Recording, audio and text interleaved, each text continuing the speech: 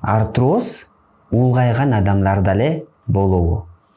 Бул жарым жартылай чындык десек болот. Анткени улгайган адамдардын көбүнчөсүндө 95%, 98% бар десек болот. Эмне үчүн? Анткени ушу 60ка чукуллаганда артрозу жок адам жок койсо эмне үчүн? Анткени артроз бул сиздин эле бутуңуз, сиздин эле клеткаларыңызда, анан алар деле башка клеткалар сыяктуу эле карыйт.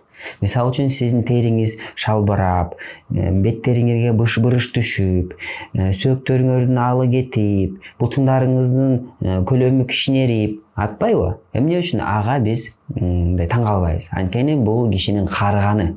Артроз деле ошондой. Артроз деле карыйт. Артроз деген бул эмне? Бул деген кемирчектин жукарганы. Кемирчек сөзсүз түрдө жукара баштайт. Бирок тилекке каршы акыркы жылдары артроз жаш адамдарда кезигип атат. Эмне үчүн бул пайда болду? Анткени жаш адамдардын жүрүп турушу өзгөргөн. Илгери эгерде адам жашаган учурда көп басып, көп чуркап, ары бери кыймылдаган иш аракеттер көп болсо, азыркы учурда бизге көп комфорт келгендиктен биз каалаганда тамакты үйгө заказ кылып койсок болот, же болбосо телевизорду которуш үчүн пульт менен эле отуруп койсок болот, же болбосо бир жерге барыш үчүн телефон менен чалып койсок болот. Алгери мындай жок болчу. Алар барып, сүйлөшүп, баарлашып, кеңешип, негизи басышчыда кыймыл аракет көп болчу. Ошондуктан ал учурда артроз дагы кечирээк пайда болчу. Азыр болсо эрте эле пайда болот. Анткени биз диванда, креслода, жана отургучта чоңойгон адамдардын арасына кирип калдык. Ошондуктан эгерде сиз көбүрөөк кыймылдасаңыз, анда сиздин артрозуңуз дагы кечирээк келишине жардам бересиз. Бул биринчи суроо.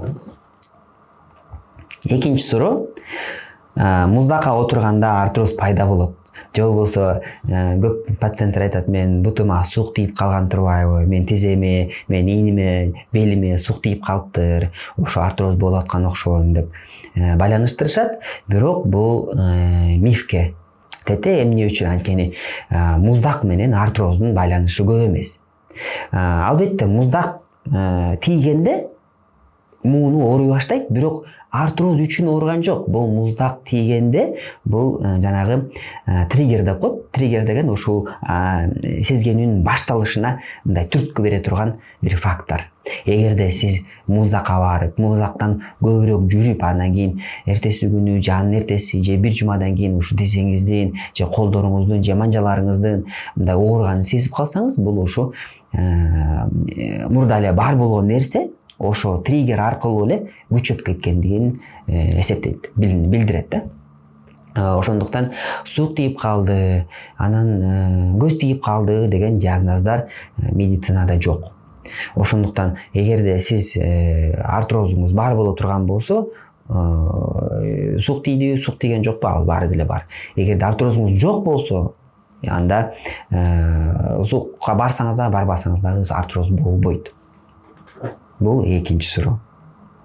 Үчүнчү, тизе сыздап оорутса, демек бул туз топтолгон дейт. Бул дагы эл арасында кеңири кездешкен бир суроолордун бири. Мен мойнума туз толуп калыптыр, колдорума туз толуп калыптыр, ушу кычырап атат, анан кийин ушу тузду жибитип жоготуп салсак ошондо ооруганы азайып калат деген пациенттер көп келишет. Эмне үчүн андай айтышат? Анткени илгертеден бери ушу туз менен байланыштырган да. Бирок биз жеген туз менен анан кийин могу артроздогу туз пайда болгон деген ушу байланышы жок десек болот. Анткени туз деген ушу муунга барып эле мындай туруп чогулуп калбайт. Эмне үчүн? Ошол жерди укалап койсо, пациент жеңилдик көрөт. Анткени бул туз менен байланыштуу эмес. Бул деген ошол булчуңдарда жана тарамыштарда кан жүгүрүүсү менен байланыштуу. Эгерде сиздин муундарыңыздын ооруганын байкасаңыз, эгерде сиз ошол эле ооруган муунга мындай бир аз укалап койсоңуз, бир нерсе сыйпап койсоңуз, же болбосо эл арасында койдун майы деп коет, аны деле сыйпап койсоңуз, ооруганы жеңилдеп калат. Бирок бул сиздин тузуңуздун кеткендиги эмес. Бул сиздин булчуңдарыңыздын жана тарамыштарыңыздын ичиндеги кан жүгүрүшү менен байланыштуу. Ошо кан жүгүргөндө тизеге жакшы кан келе баштайт дагы, же муундарга жакшы кан келе баштайт дагы. Анан сиз ошо канды физиотерапевтикалык эффект деп коет. Ошон үчүн сиздин тизеңиз же болбосо муундарыңыз жеңилдик болот. Дароо эле эмес, бир аз өткөндөн кийин улам кыймылдап турсаңыз, ошондой жеңилдиктер пайда болот. Демек, бул суроого туз менен артроздун байланышы жок деп айтсак болот.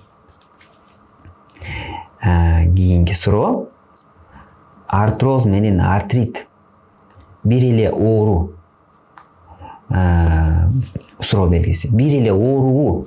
Артроз менен артрит бул эки башка илдет деп айтсак болот. Эгерде биз ушу классификацияны карай турган болсок, артроз деген бул кемирчектин, муундагы кемирчектин жешилгени. Артрит болсо, бул ошол эле муундун ичиндеги сезгенүү. Сезгенүү деген эмне? Сезгенүү ар кандай болот. Инфекционный, неинфекционный деп айтышат. Негизи ар кандай түрлөргө бөлүнөт да. Анан эгерде артроз көп учурда 50дөн ашкан, 60 ашкан, 70ге жакын, 80ге баары эле бар болсо, анда артрит ар кайсы жашта пайда боло бериши мүмкүн. Артрит деген жана башында айтып кеткендей, бул ар кандай оорулар менен байланыштуу. Бул артроз менен дагы байланыштырса болот. Анткени артроз деген бул кемирчектин жабыркаганы. Эгерде кемирчек жабыркаса, бул ушуга кошумча сезгенүү дагы пайда болот. Ошондуктан көп клиникаларда, өнүккөн өлкөлөрдө артроз, артрит деген диагноз көп угабыз. Артроз, артрит бул экөө бири-бирин коштогон учурлар аябай кеңири кездешет. Бирок артрит дегенди биз эске алып жүрөлү, бул артрит ар кандай, ар түрдүү болушу мүмкүн. Мисалы үчүн, бир адам, спортсмен деп коелу, ойноп атып, футбол ойноп атып, бир травма алды, бутун кайрып алды, же бирөө барып туруп сүздү, анан экөө барып сүзүшүп, тизеси жабыркап калды. Анан тизеси ооруп атат. Бул адамдын артрозу барбы? Артрозу жок деп койсок деле болот. Мисалы үчүн, ал адамдын жашы 20да. Жок, бирок ошол эле кезде ал экөө бири-бири менен сүзүшкөн үчүн тизесинде бир аз шишик пайда болду. Бул эмне? Бул сезгенүү, бул травма. Ошо сезгенүүнү артрит деп койсок болот. Же болбосо, бир адам ойноп атып, мисалы үчүн тоодон кулап түшүп, ушу тизеси менен бир жарга урулуп калды.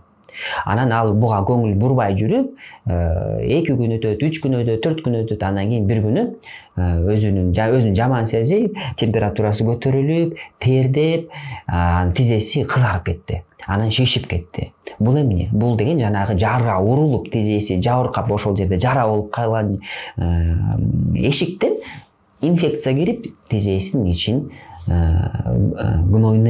гнойный же болбосо ириңдетип салган учурда болот. Бул дагы уже инфекционный артрит деп атасак болот. Же болбосо, эгерде тизенин ичине ириң толуп калса, бул болсо гнойный артрит деп айтсак болот да. Ириң деген артрит. Ошондуктан артрит деген бул башка, артроз деген бул башка. Артроз сезгенүүсү жок деле боло бериши мүмкүн. Бул кийинки суроо. Кийинки суроо. Тизе кырчылдаса, бул артроздун башталышыбы? Кырчылдаган негизи көп суроолор болот. Кырчылдап жүрөт. Мен отурсам эле кырчылдап калат. Намазга жыгылсам кырчылдайт. Анан кийин экинчи жыгылсам уже кырчылдабай калат. Же болбосо кыймылдаган сайын кырч деп турат деп айтышат. Бирок бул суроого жооп жарым-жартылай туура десек болот. Эмне үчүн? Анткени буттун кырчылдаганынын себеби бул булчуңдун алсыздыгы десек болот. Эмне үчүн? Анткени булчуң өзүнүн күчүн жоготуп, өзүнүн мындай тонусун жоготкондуктан муун бир аз шалактап калат дагы. Анан кийин ошо көп кыймыл үчүн муундун ичинде көбүрөөк кыймыл болгондуктан мындай кырсылдаган үндөр чыгып калат. Эгерде бир эле жолу кырсылдап, анан кийин оорубай, анан кайра эле жакшы болуп кете турган болсо, бул дагы нормада кездеше турган нерсе. Эгерде кырчылдаган сайын тизе болобу, омуртка болобу, жамбаш болобу оорута турган болсо, бул норма эмес, бул патология деп эсептелет. Ошондуктан эгерде сиздин бутуңуз кырчылдаган кезде оору сезими пайда болсо, анда дароо эле сиз жашаган жердеги поликлиникага же ортопедке кайрылсаңыз туура. Ошол бул кырчылдоо тууралуу. Кийинки суроо: артрозду физкультура кылууга болбойт, анткени муун эс алыш керек деген бир суроо. Буга жооп туура эмес. Жок, артроз болуп атканда бутту тескеринче көбүрөөк кыймылдатыш керек. Көбүрөөк кыймылдатып, көбүрөөк иштетиш керек. Эмне үчүн? Анткени артроздун өнүгүшүнө, артроздун күчөшүнө себепкер болгон бул булчуңдардын алсыздыгы. Ошондуктан булчуңдарга күч кубат берип туруш керек. Бул аябай маанилүү нерсе. Муну бүт баарыбыз билишибиз керек. Муну биз көптөн бери айтып келебиз. Пациент бейтаптарга да айтабыз, элге дагы айтканга аракет кылабыз. Сиз дагы эгерде өзүңүздүн ата энеңиз болсо, чоң ата чоң элериңиз болсо, анда аларга дагы айтып туруңуз. Кыймылдаган муун көбүрөөк жашайт. Кыймылдабаган же эс алган муун азыраак жашайт. Ошондуктан көп кыймылдаган жакшы. Бул жерден бир нерсе айтып кетейин дейм. Аябай маанилүү информация бул саркопения тууралуу. Саркопения деген бул булчуңдардын күчү жана көлөмү азайышы. Бүт адамдарда, эгерде сиз оорусаңыз дагы, оорубасаңыз дагы, бүт адамда саркопения 30 жаштан баштап башталат. Ошондуктан сиз 30 жашка жакындап калсаңыз, же 30 жаштан өтүп калсаңыз, ошол эсиңизде болсун. Мисалы үчүн сиздин жашыңыз 40та. Эгерде 40та болсоңуз, 40тан баштап 30га чейин 10 жыл өттү. Демек сиздин 10% булчуңдарыңыз кетти. Булчуңдарыңыз жок. Ошондуктан ошол кетип калган булчуңдарыңызды кайра кайтарыш үчүн сиз сөзсүз түрдө булчуңдарыңызды чоңойтушуңуз керек, көбөйтүшүңүз керек. Аябай маанилүү тренажерный зал, фитнес, гантель көтөргөн бул аябай маанилүү нерсе.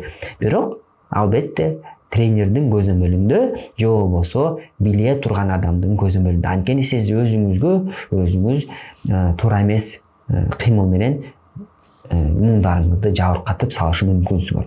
Ошондуктан биринчи үйрөнүп атканда, биринчи барып атканда сөзсүз түрдө билген адам менен баштап алганыңыз эң сонун. Анан дагы сиз өзүңүз уксаңыз керек, 30 жаштан баштап, же болбосо 40 жаштан баштап адам эмеси салмагы көбөйө баштайт. Негизи биздин элибизде, ошо кыргыз элинде дагы ушул аябай чоң бир көйгөй десек болот. Анткени жакында эле мен Японияга барып келдим. Анан алардын жашы мисалы үчүн 40, 50, 60, 70 болсо дагы өзүнүн формасын жакшы алып жүрүшөт. Көчөдөн эле көргөн адамдар, атайын барып спорт залга барган жокпуз, атайын барып ушул спортсмендердин арасынан издеген жокпуз. Көчөдө жүргөн эле адамдардын фигурасы, түзүлүшү эң сонун болуп турат. Курсагы чыккан эмес, беттери салаңдап түшкөн эмес. Бирок ошол эле кезде жашын сурай келсең, 50-дө, 60-та, 70-те деп айтышат. Анткени алар өзүнүн булчуңдарына көңүл буруп турушат. Биз дагы ошолор сыяктуу булчуңдарга көңүл буралы. Эгерде сиздин булчуңдарыңыз керектүү көлөмдө жана керектүү күчүндө болсо, анда сиз дагы ушу метаболизм деп коет го, метаболизмди жогорулатып, жанагы калорийлерди бат күйгүзүп турасыңар. Ошондуктан булчуңдарга көңүл бурула. Аябай маанилүү нерсе. Дагы бир жолу айта кетейин. Жооп бердим деп ойлойм. Эми кийинки суроо, 7-чи суроо. Семиздик же ашык салмактык муундарды бузат. Бул чынбы? Бул 100% чын. Семиз болуу же салмак көбөйүү бул түзмө-түз сиздин муундарыңызга таасири бар. Семиз адамдарды мен жаман деп айтпайм, бирок ар кандай учурлар болот. Кээ бир адамдардын оорусу бар, мисалы үчүн бир гормондору жаман туура эмес иштейт, ошондон болушу мүмкүн. Бирок көбүнчө адамдар бул алиментарный. Алиментарный деген бул тамак аш аркылуу семирген адамдар. Эгерде сиздин кабыл алган калорийлердин көлөмү чоң жана короткон калорийлердин көлөмү аз болсо, анда сиз сөзсүз семиресиз. Бул оңой эле математика. Калорийлерди, короткон калорийлерди эсептейсиңер, анан кийин кабыл алган калорийлерди эсептейсиңер. Эгерде коротконуңуз чоңураак болсо, кабыл алганыңыз азыраак болсо, анда сиз 100% ошо салмакты түшүрө баштайсыңар. Бунун аты дефицит калорий. Дефицит калориев бул көптөн бери белгилүү жана колдонулуп келе жаткан методика. Эгерде сиз арыктайм десеңиз, же болбосо ошо арыктаганга билим алайын десеңиз, анда ошо дефицит калорий деген нерсени түшүнүп жана окуп көрсөңүз болот, изилдеп көрсөңүз болот. Анткени ушул эле дефицит калорий аркылуу эле сиз өзүңүз оңой эле арыктасаңыз болот. Бирок ар кандай методикалары дагы көп. Дефицитти сиз жалаң гана тамак аш менен эле токтотсоңуз болот, же болбосо дефицитти кошумча тамак аш менен кыймыл аракет менен дагы кылсаңыз болот, же болбосо дефицитти дагы башка кошумча бир препараттар менен дагы кылсаңыз болот. Акыркы ушу бир канча жылдардан бери ошо чет өлкөдөн келген бир жакшы дейм, бирок бир ыкма колдонулуп келатат. Бул ушул диабет учурда колдонулган дарылар. Булар атайын ичишип ошолордун жардамы менен түшүрүп атышат. Бирок аларды ичээрдин алдында сөзсүз түрдө дарыгердин көзөмөлүндөн жасашыңыз керек, же болбосо дарыгерден консультация алып ошолор менен чогуу арыктасаңыз болот. Анткени алардын жардамы менен сиз оңой эле салмакты жоготсоңуз болот. Кийинки суроо, бул суроого жооп ооба. Көп салмак муундарга жана артрозду өнүктүрөт. Семиздик артрозду бузат, муундарды бузат, туура. Анан дагы бир нерсе айтып кетейин. 1 килограмм кошумча салмак 4-6 килограммга чейин тизе муунга апарат. Мисалы үчүн 1 килограмм эле семирсеңиз 1,5 килограммга 4-6 килограмм тизеңизге барат. Хондропротектор ичсең, кемирчек кайра өсүп кетет. Көптөн бери жылдап келе жаткан бир миф бар. Бул ушу биз мектепте жана университетте окуп аткан учурда бул миф аябай жакшы өнүгүп келген. Анан көпкө чейин ушу миф кармалып турганда, ушу хондропротектор ичип койсо, муундарың кайра жашарып кетет, же болбосо муундарың айыгып оорубай калат деген бир түшүнүк бар болчу. Азыр болсо ал мифти четке чыгарды. Хондропротектор эч кандай муунду жашартпайт. Ошол эсиңизде болсун. Эгерде хондропротектордун курамында дагы кошумча дагы препараттар бар болсо, ошондо тизе ооруганы, азайганы сезилет да. Андан кийин адамдар дароо эле менин артрозум кетти, же болбосо менин муундарым ооруганы басылып калды, мен айыктым, мен сакайдым деген бир түшүнүк болуп калган да. Ошондуктан хондропротекторлорго ишенбегиле, хондропротекторду көп ичпегиле. Алардын зыяны жок, бирок пайдасы деле жок. Ошондуктан акча коротуп хондропротекторду албай деле койсоңуз болот. Бирок арабызда дагы көп нерселер айтылып кетет окшойт. Анткени комментарийлерге көп негизи жазышат, акылдуулар да жазышат. Хондропротекторлордун баттарда кирет да, биологически активный добавки деп коет. Мисалы үчүн коллаген, дагы башка добавкалар, дагы микроэлементтер дагы кошулуп жасаган хондропротекторлор дагы бар. Анан ошолор айтышат, мен ичип атам, хондропротектор жардам берет. Бул далилденген, мунун изилдөө бэкграунду го, изилдөө эмеси бар, изилдөөсү бар. Бирок таптаза хондропротектор жардам бербейт. Кошумчалар, жанагы баттар, алар жардам бериши мүмкүн, бирок өстүрбөйт. Кемирчекти өстүрбөйт. Бирок булар жанагы четтеринде болгон кемирчектерге андан ары жешилбешине жол түзүп берет. Түзмө түз жанагы жешилген кемирчектерди мындай кирпич менен толуктап койбойт. Түшүндүрдүм деп ойлойм. Эгерде түшүнбөй калсаңыз, анда ылдый жака өзүңөрдүн сурооңорду жазып кетсеңиздер болот, ошого жооп бергенге аракет кылам. Кийинки суроо, бул артроз болгондо адамга жүгүрсө болбойт. Бул суроого жарым-жартылай туура десек болот. Жүгүрүү бул муунга катуу нагрузка берүү деген сөз. Эгерде бул негизи эмеге байланышканда, эгерде сиздин салмагыңыз чоң болсо, сиздин артрозуңуз бар болсо, анда сөзсүз түрдө жүгүргөнгө болбойт. Эмне үчүн? Анткени сиз деген муундарыңызды андан ары күчөтүп, андан ары өрчүндөтүп саласыңар артрозуңузду. Ошондуктан жүгүрөрдүн алдында биринчи басыңыз. Эгерде баса албасаңыз, салмагыңыз аябай эле чоң болсо, артрозуңуз аябай эле чоң болсо, анда сүзүңүз. Эгерде суудан корком, сүзө албайм, кыймылдай албайм, суу жок, бассейн жок деген болсо, анда жатып алып кыймылдаңыз же отуруп алып кыймылдаңыз. Бирок кыймылсыз болбойт. Сөзсүз түрдө кыймылдаш керек. Эгерде сиз деген акырынан кыймылдап баштасаңыз, уже жатып отуруп оңой эле кыймылдап калсаңыз, уже бассейнге барып калсаңыз, сүзүп калсаңыз, сүзгөндө оорутпаса, анан кийин туруп алып өзүңүздүн салмагыңыз менен басып атсаңыз, салмагыңыз акырынан түшүп, уже жакшы сезип калсаңыз, анда дароо эле чуркаганга болот.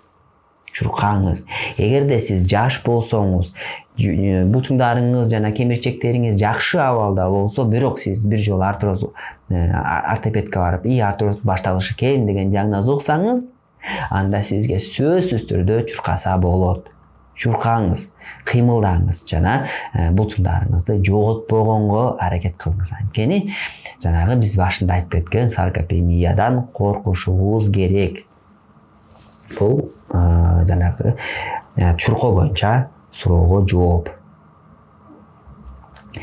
Инъекция кылсам артроз толук айыгат. Бул чынбы дейт. Инъекция деген сөз мен неме деп ойлоп атам, бул инъекция дегенде тизенин ичине куюла турган уколдор. Негизи бияка айтып кетиш керек, инъекциялардын же болбосо тизенин ичине куюла турган уколдордун түрлөрү толтура. Бул деген ичине куюла турган гормон болушу мүмкүн, жана кортизол, дипроспан, сертоспан, бетаспан деген толтура гормондордун түрлөрү бар. Алар сайылат, алар жакшы колдонулат, алар ооруганды жакшы кетирет, сезгенин жакшы кетирет. Бирок бул артрозду айыктырбайт. Тескеринче бул артроздун өнүгүшүнө жол түзүп берет. Гормон көп сайганга болбойт. Эмне үчүн? Анткени гормон сайган сайын тизедеги кемирчек же муундагы кемирчек жумушарат дагы, анан кийинки жолу турган сайын, чуркаган сайын, кыймылдаган сайын жумушарган кемирчек оңой жабыркайт. Ошондуктан гормон сайыш бул акыркы учурда колдонсок болот. Мисалы үчүн чет өлкөдө, Америка жана Европада болгондо мен көрдүм, ошол кинолог деген жана кортизол деген гормонду алар бат-баттан колдонушат экен. Эмне үчүн алар ошол гормондорду бат-баттан колдонушат? Анткени аларда медициналык камсыздоо деген жакшы өнүккөн. Эгерде бейтап больницага келсе, анын жашы 70-80-90го жакындап калса, жана ооруганы менен келсе, алар деген ошо муундарын ооруганын азайтыш үчүн эле ошо кортизол деген эмени гормонду куюп коюшат. Анын ооруганы жок калат.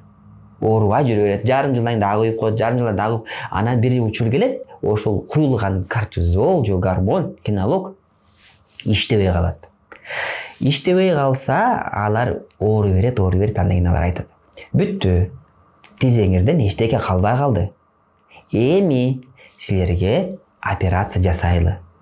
Сиздин медициналык камсыздооңуз бар экен. Келиңиз бизге баланчанчы числода, баланча саатта келиңиз, биз сизге операция жасап беребиз. Операция деген эмне? Операция деген бул муунду алмаштыруу. Дүйнө жүзүндө эң кеңири кезделген операция бул эндопротезирование. Бул жанагы муунду толугу менен кесип туруп алып салат дагы, анын ордуна темир же титан же башка бир материалдан муун коюп коет. Бул аябай өнүккөн, жакшы ыкма деп айтсак болот.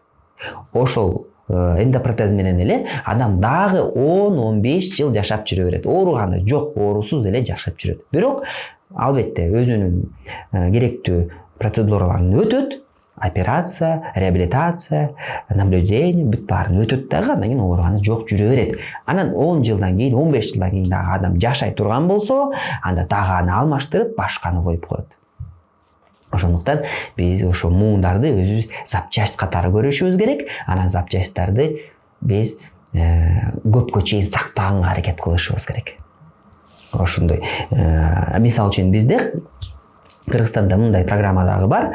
Муундарды алмаштыруу же медициналык камсыздоо деген бар. Эгерде ошо чет өлкөдөгүдөй Кыргызстанда дагы ошо медициналык камсыздоо өнүксө, жакшы деңгээлге чыкса, анда бизде дагы ушундай операциялар толугу менен мамлекет тарабынан жабылмак. Анан дагы бир инъекция жасатсам, кийинки нерсе бул гормон дедик, биринчиси. Кийинки куюла турган нерсе бул гиалурон кычкылы. Гиалурон кычкылы азыркы кезде аябай кеңири кездешкен укол, тизеге куюла турган уколдордон бири. Гиалурон кычкылы толтура түрдө болот, толтура аттары болот. Башка жерде, мисалы үчүн, Кыргызстандан чыкпайт, бирок Россия, Казакстан, Корея, Туркия, Европа, Америка толтура түрлөрү бар. Адамдар өзүлөрү алып келишет. Мисалы үчүн, мына мен гиалурон кычкылын алып келдим, менде тиземде артроз бар экен, ошолорду майлаш үчүн мен куюп жүрөм. Ар жарым жыл сайын, мисалы үчүн, бир курс алып турам деп айтышат. Ал дагы туура. Эмне үчүн? Анткени алар куйган сайын бул өзүнүн тизенин ичиндеги, мисалы үчүн, же жамбаш муундун ичиндеги былжырын жаңылап турат. Мисалы үчүн, жаш адамдарга андай кычкыл куюштун кажети жок. Анткени алардын муундары жакшы абалда, алардын булчуңдары жакшы абалда. Анан алар кыймылдаган сайын булчуңдардан кан келип турат дагы, андан кийин жанагы гиалурон кычкылы өзү чыгып турат. Эч кандай кошумча кычкылдын куюштун кажети жок болот. Бирок кээ бир учурлар бар. Эгерде бейтап бир травма алса, мисалы үчүн артроскопия деген операция кылса, мениск үзүлдү, ошону операция кылса, крестообразная связка үзүлдү, ошону операция кылса, анда операциядан кийин жанагы ичиндеги былжыр агып кетет дагы, анан кийин кайра толукташ үчүн гиалурон кычкылын куюш зарыл. Бул кайра толуктап коет дагы, анан кийин өзү эле кайра алмаштырып, өзү эле ичинен алмашып турат. Булчуңдарды негизи кыймылдатып турса эле өзү кайра толуктанып калат. Кийинки муундун ичине куюла турган нерсе бул плазма. Плазма азыркы учурда аябай көп кездешет. Эмне үчүн дегенде бул көп изилденбеген, бирок азыркы учурда изилденип аткан ыкмаларга кирсе болот деп айтсам болот. Анткени салыштыра келсек, 2 жыл мурун, 5 жыл мурун плазма куюлган адам сандары аябай эле кыйла эле аз болчу. Азыр болсо дүйнө жүзүндө жана плазма жана өзүнөн алынган клеткалардан, тканьдардан куюла турган заттар. Мисалы үчүн плазма жана май. Плазманы эң кеңири колдонот, өзгөчө спортсмендердин арасынан, артроз болгон учурда, ожог болгон учурда, офтальмология, гинекология, урология бүт эле медициналык тармагында ошол адамдын өзүнүн плазмасынан эле жасалган ыкмалар жакшы колдонуп келатат. Анан өзгөчө ортопедия тармагында май тууралуу бир токтолуп кетсек, май эмне? Бул СВФ терапия деп коет, стромально васкулярная фракция деп чечилет. Бул эмне? Бул адамдын ичинен, мисалы үчүн, май алат, ичинен май алат дагы, майды мындай майдалап туруп, анан кийин анын ичиндеги керектүү фракция деп коет. Фракция деген ошо бөлүм, ошо бөлүмдү алып туруп, ошол ичинде строма деген бул ошо стромально васкулярная деген же болбосо мындай өстүрө турган клеткалар. Ошо өстүрө турган клеткаларды жабыркаган жерге куйганда, ошол жерде мындай регенерация же болбосо кайра калыбына келүү процесстери оңой жүрөт деп майды дагы куйган учурлар көбөйүп келатат. Мен ойлойм, келечекте ошол плазма менен майга азыркы учурда көбүрөөк акцент кылып ошолорду өнүктүрөт деп ишенем. Бул биздин акыркы суроо болуш керек. Инъекция акыркы суроо экен.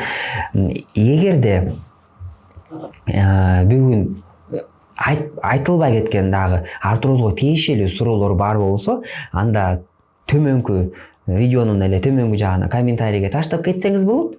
Анан ошо комментарийлерден эле мен жооп бергенге аракет кылам.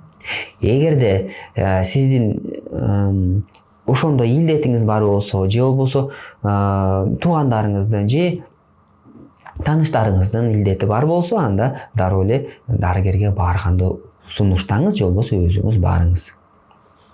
Баарыңарга ден соолук, кош калыңыздар.